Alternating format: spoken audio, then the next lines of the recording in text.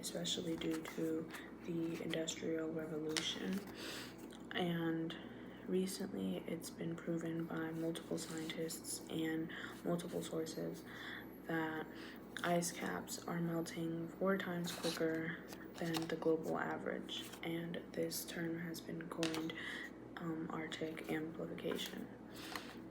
The official NASA website says that Antarctica is losing an average of about 150 billion tons per year, and Greenland is losing about 270 billion tons per year. Now, this isn't being replenished, it's just being put back into the ocean, which is what is leading to more climate change. This causes changes in salinity, and salinity helps to regulate heat and moisture. So when this changes, it causes changes in patterns of ocean circulation, which leads to disturbances in weather patterns, which is where we get problems with hurricanes, typhoons, flooding, especially along coastal regions. That's all caused by climate change. Now, the way that this is affecting polar bears is that they hunt on sea ice, and sea ice is the pieces of ice that is on the sea that floats because it has salt water in it. And the reason this is an issue is because climate change is making there be less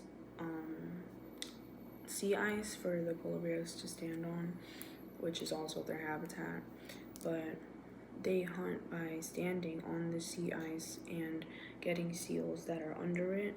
But because there's not as much sea ice anymore, these polar bears have to swim farther out, and because they're working harder for their food, they're burning more energy, which is leading them to have less energy to hunt.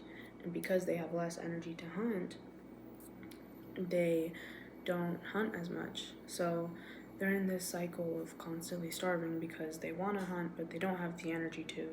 And if they do have the energy to, they waste it by swimming farther. So now we have these starving, suffering polar bears. And what people are failing to realize is that we are also part of the environment, and that affects us. And ice reflects sun back into space, which is what helps keep us cool, which is why Antarctica is called the refrigerator of the world, because it helps to keep us cool. But because the ice is melting, it's not keeping us as cool anymore.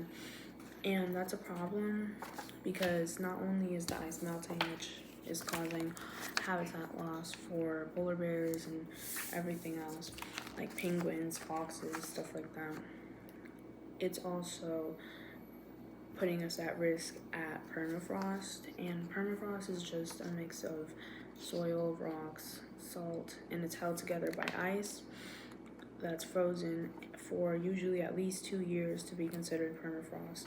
But permafrost stores methane, which is a greenhouse gas.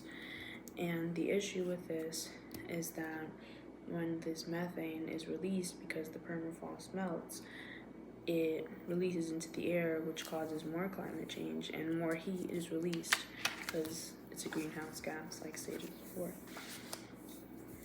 Now, coastal communities have already suffered consequences for this. An example of this is Bangladesh. There is a lot of people in Bangladesh that are experiencing flooding, and this is a good example of what can happen if nothing is done.